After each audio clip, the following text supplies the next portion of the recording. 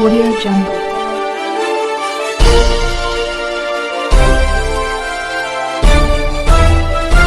Audio Jungle. अभी आप देख रहे हैं कंचन न्यूज। इसे लाइक शेयर सब्सक्राइब करना ना भूलें ताकि न्यूज का नोटिफिकेशन सबसे पहले आपके पास पहुंचे। अब चलिए खबरें विस्तार से। नीतीश बाबू क्या कर रहे हैं? कांग्रेस पार्टी क्या कर रही है? उनको बिहार के चुनाव में आना है कि नहीं आना है? सवाल अब तो बिहार के डीएनए पर उठ गया है। और तो और कई लोगों ने यूपी को भी जोड़ दिया उसमें। तो अच्छी बात। लालू जी की बात पर क्या कहा जाए? बोलते हैं, बोले दीजिए। पहले लालू जी से कहूंगा, लालू जी इस पर कुछ बोलना है कि नहीं बोलना है? जो पूरे बिहार के डीएनए पर सवालिया निशान उठा दिया गया है, क्या कहना आप? और भी पिछड़ों की राजनीति करते हैं ना आप, तो पिछड़ों की एक जाति पर ही सवाल उठाया गया है।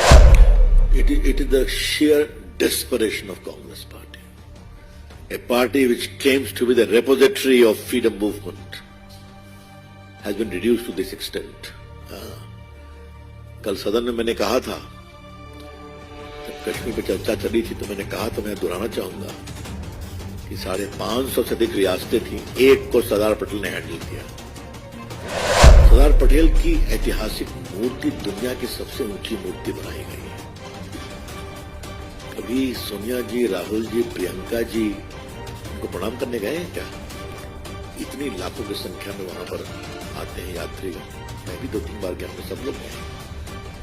मन प्रसन्न हो जाता है। नर्मदा के बीच में वो सुंदर सी मूर्ति सरदार पटेल, उनको सम्मान मिला है और कहते हैं वो हमारे। तो जिन श्रीमान जी ने आज शपथ लिया है तेलंगाना के मुख्यमंत्री के रूप में,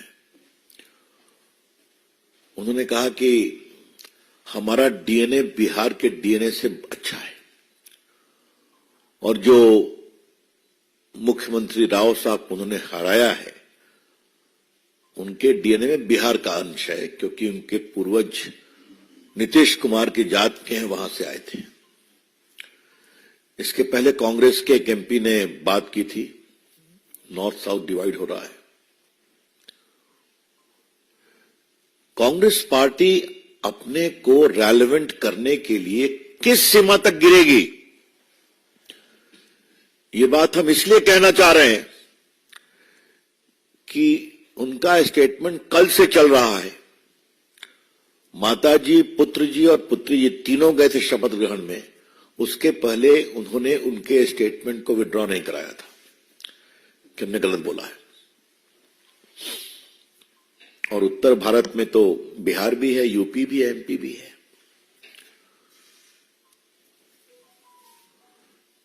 ये कांग्रेस पार्टी की क्या सोच है, हम जानना चाहेंगे। कांग्रेस पार्टी क्या भारत की आजादी का इतिहास समझती है? भारत का आध्यात्मिक सांस्कृतिक इतिहास समझती है? और राहुल गांधी क्या समझते हैं? अभी भी उनकी माता जी रायबरेली से एमपी है ना, रायबरेली नॉर्थ इंडिया में है ना। अपने अमेठी में हार की डर से चलेगा वायनाड, क्योंकि वहां मुस्लिम और क्रिश्चियन ज्यादा हैं। तो ये उनकी समझदारी है भारत के बारे में। उन्हें पता है कि शंकराचार्य जब चले थे केरला से, तो चारों मठों की स्थापना की।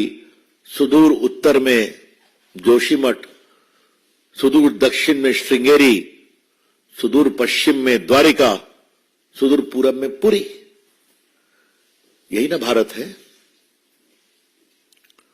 उन्हें पता है कि रामेश्वरम के प्रणाम के बिना प्रभु राम की कल्पना नहीं हो सकती। रामेश्वरम कहां है? सुदूर दक्षिण में है ना। तिरुपति बालाजी आज देश क्या दुनिया के सारे हिंदुओं के हृदय में है। वो कहां है? दक्षिण में है ना। ये पूरा जो अपने मदुरई में लक्ष्मी मंदिर है, हजारों साल पुराना, चिदम्बरम मंदिर, और जो त्रिवेंद्रम में मंदिर है भगवान विष्णु का, हजारों साल में, सिर्फ हजारों साल वाले पुराने मंदिर की बात कर रहा हूं, नए की बात नहीं कर रहा हूं। तो कुछ पता है कि भारत की सांस्कृतिक एकता उत्तर में भी है और दक्षिण में भी है। क्या गांधी परिवार को कुछ याद है कि सुदूर उत्तर के माता वैष्णो देवी पर जो नारियल चढ़ता है वो दक्षिण में उगता है।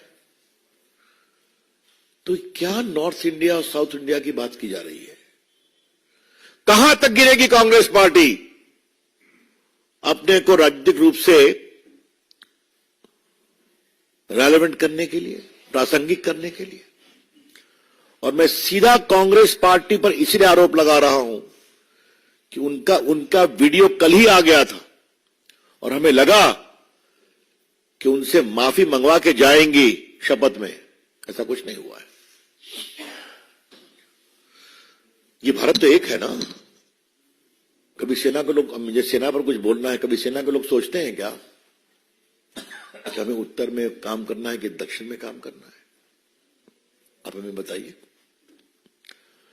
तो क्या भारत की सांस्कृतिक एक और भारत की जो आजादी के आंदोलन में राजा गोपालाचारी जी कहां के थे, कि कामराज जी कहां के थे, doctor Radha Krishnan philosopher, president king, वो कहां के थे? तो कांग्रेस पार्टी तो एक प्रकार से अपना पूरा अतीत भी भूलती चली जा रही है। I totally condemn this callus disregard of India's spiritual, civilizational, social and political unity which has been there for the last thousands of years. This is very, very condemnable और मैं उसकी बहुत भर्त्सना करता हूं। कांग्रेस पार्टी अपने क्षणिक लाभ के लिए भारत की सांस्कृतिक, आध्यात्मिक, सामाजिक और राजनीतिक एकता पर इस तरह से प्रहार न करे, जिसको मजबूत करने में देश के संतों ने, सन्यासियों ने बड़ा काम किया है। कुछ पता है कि विवेकानंद को महाज्ञान कहां मिला था? सुदूर दक्षिण में ना, कन्याकुमारी में, जहां उनकी मूर्ति है। महाबलीपुरम दक्षिण में है ना, हजारों साल पुराना, जहां पर मोदी जी गए थे, बड़े बड़े कार्यक्रम किया। तो इन्हें क्या समझाया जाए और क्या बताया जाए? जो G20 हुआ था, तो याद है ना, वहां 2 प्रतीक चित्र लगे थे, आपने देखा होगा। एक था कोणार्क का चक्र, हाँ, मंदिर का, और दूसरा माई बिहार से नालंदा यूनिवर्सिटी, जिन्होंने बिडेन को बताया कि what is the great significance of this university हजारों साल। तो ये बहुत पीड़ादायक है, इसके हम बहुत भर्त्सना करते हैं, लेकिन नीतीश बाबू भी खामोश हैं। ये तो और लगता है। नीतीश बाबू, ये तो सवाल आपकी जात पर आ गया। जिस जात के भी आप नेता हैं, आप पिछड़ों नेता का दावा करते हैं, बिल्कुल रहिए, मुख्यमंत्री हैं, लेकिन आपके इंडिया तथाकथित अलायंस, हम तो उन्हें घमंडिया कहते हैं, उस अलायंस के एक नए मुख्यमंत्री बिहार के डीएनए पर सवाल कर रहे हैं। आप कुछ नहीं बोल रहे हैं। आपके जात के डीएनए पर सवाल कर रहे हैं अपने पराजित मुख्यमंत्री को लेकर, उस पर भी खामोश है। तो अपने राजनीतिक स्वार्थ के लिए आप लोग खामोश कब तक रहेंगे? जब दक्षिण भारत से बहुत ही इर्रिस्पॉन्सिबल बात कही गई थी श्रीमान स्टालिन के पुत्र के द्वारा सनातन धर्म के बारे में, बहुत ही घटिया बातें, तब भी खामोश थे नीतीश कुमार, सोनिया गांधी, राहुल गांधी, प्रियंका जी, खरगे जी, उनके पुत्र तो और उसमें आग में घी डालने का काम कर रहे थे। और आज जब भारत की एकता को तोड़ने की कोशिश की जा रही है इस तरह के वक्तव्यों से, तब भी खामोश है। तो क्या मतलब है इसका? ये बहुत पीड़ादायक है। और मैं बिहार से आता हूं, मुझे बहुत गर्व है अपने बिहारी मिट्टी पर। तो मैं जरा नवनिर्वाचित नियुक्त मुख्यमंत्री तेलंगाना को एक नेक सलाह देना चाहूंगा। आपके काडर आईएएस आईपीएस में बहुत बिहार के अफसर हैं। अब आप मुख्यमंत्री बने हैं तो वो कैसा काम करते हैं ये आप देख लीजिएगा। मुझे मालूम है कि आंध्र तेलंगाना काडर के बहुत से आईएएस आईपीएस जो बिहार मूल के हैं, वो भारत के योग्य भी अफसर बने हैं, तमिलनाडु के बने हैं। तो उनका डीएनए क्या है मिस्टर मुख्यमंत्री, ये आपको समझने का मौका खुद मिलेगा तो आप मुख्यमंत्री हो गए। इस तरह की गैर जिम्मेदाराना टिप्पणी नहीं करना चाहिए। The Chief Minister of Telangana, you have made a very irresponsible statement, a shameful statement. Please don't forfeit your political and moral authority by making these irresponsible comments. ये मैं कहना चाहूंगा मित्रों। जो एक दूसरा सवाल है कि आज arm flag day, national flag day, ये मूल रूप से जो पूरे हमारे आर्मी में, एयरफोर्स में, नेवी में जो शहीद होते हैं उनके सम्मान में ये आर्म फोर्सेस फ्लैग डे हम लोग मनाते हैं। आज वो दिवस है। आज प्रधानमंत्री जी ने अपने उद्बोधन में सांसदों को जो देते हैं, बहुत ही आदर के साथ उनकी शहादत को याद किया, उनको नमन किया। और हम भी आज पार्टी के मंच से देश के सेना के शहीदों के सम्मान में अपना प्रणाम देते हैं। और भारतीय जनता पार्टी हमेशा देश के सैनिकों के सम्मान, त्याग, बलिदान को प्रणाम करेगी और उनके सम्मान में हमेशा संकल्पित रहेगी। ये हम कहना चाहते हैं। और हमें बहुत गर्व है कि जहां एक समय वर्षों वर्षों तक सेना के बारे में घपले घपले की चर्चा होती थी, याद है ना कि पहला देश में जो स्कैंडल हुआ था वो जीप स्कैंडल हुआ था, जो सेना के बारे में ही था। बोफोर्स का नाम आपने सुना होगा, सबमरीन के बारे में आपने सुना होगा, ऑगस्टा वेस्टर्न हेलीकॉप्टर के बारे में सुना होगा, ये सब तो सुना ही होगा आपने।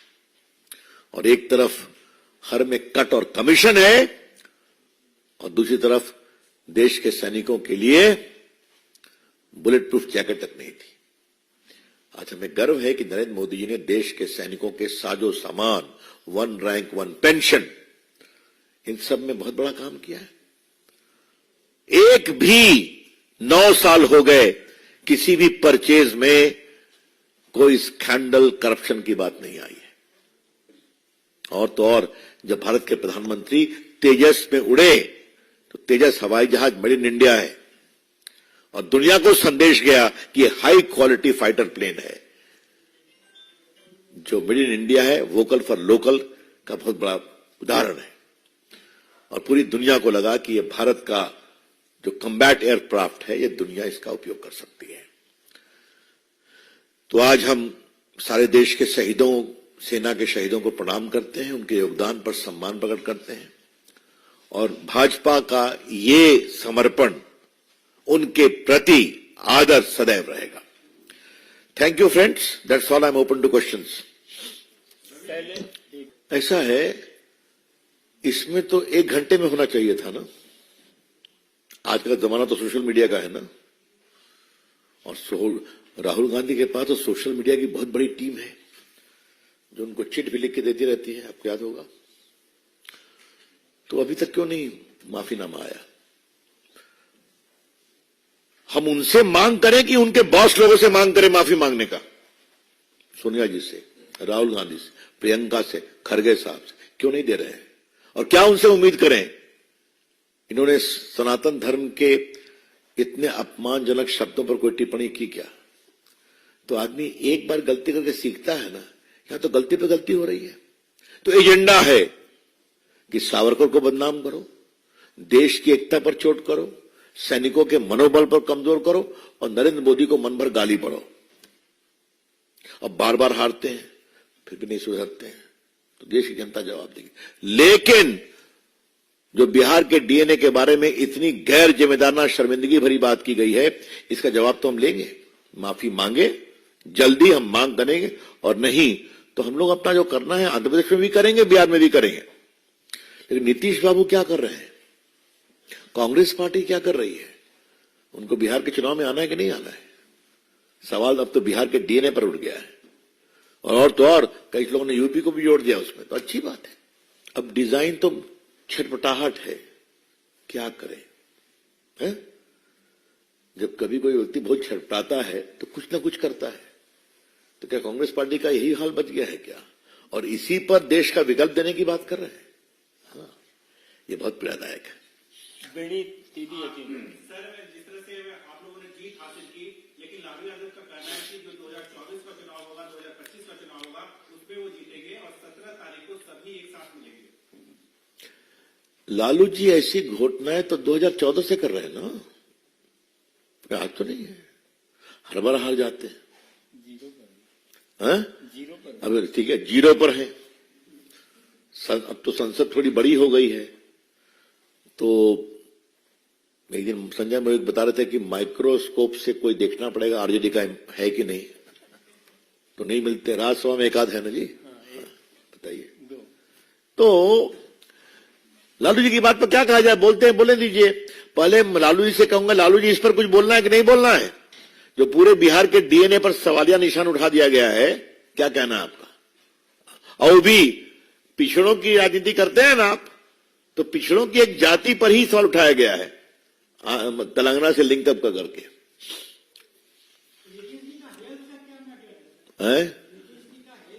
मैं उनका कोई प्रवक्ता हूं क्या?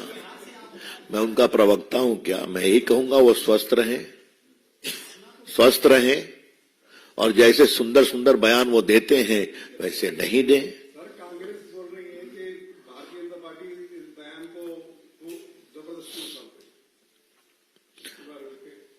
Any statement publicly made by a public leader has to be responded. Very clear. It was not an off-the-cuff comment in the drawing room. He made it publicly in a conclave. I hope you know that. बहुत बहुत धन्यवाद।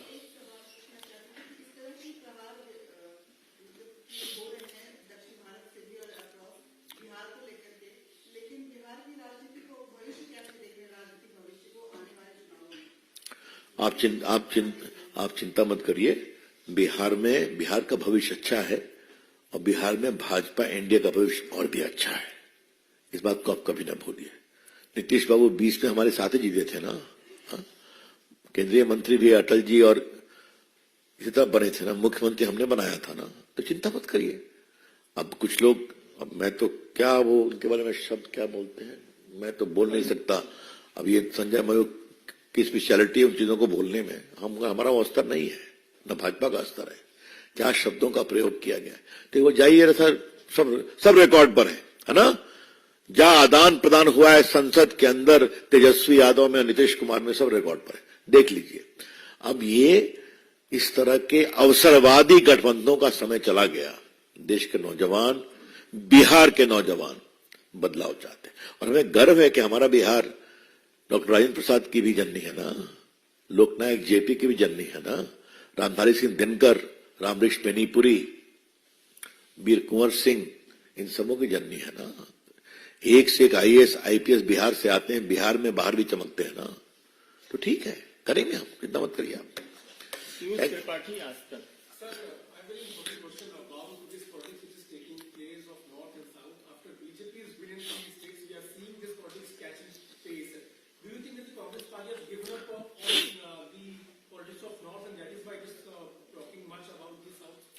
It is the sheer desperation of Congress party.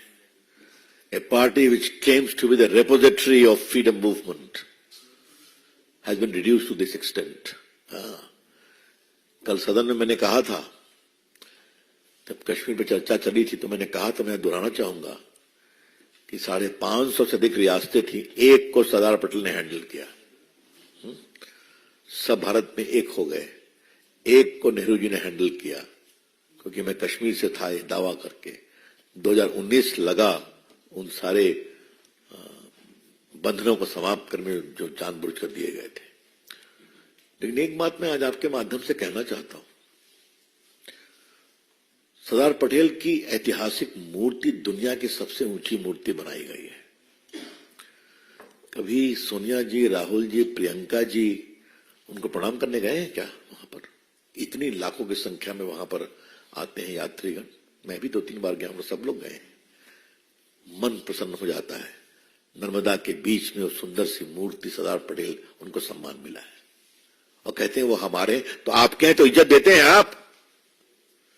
चलिए that's all.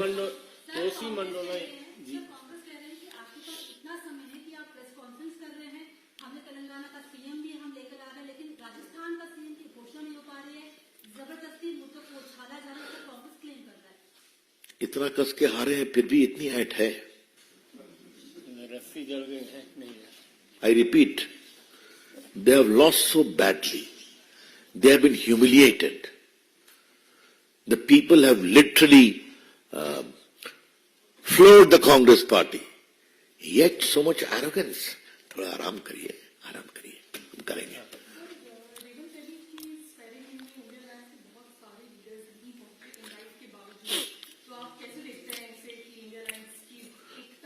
आगे आगे देखिए होता है क्या। Castles are not made in the air. The very foundation of this self-serving organization is pure and simple wasted political interest with a lot of ego battle. Let's see. बहुत बहुत धन्यवाद। वणक्कम। New update के लिए देखते रहिए कंचन news.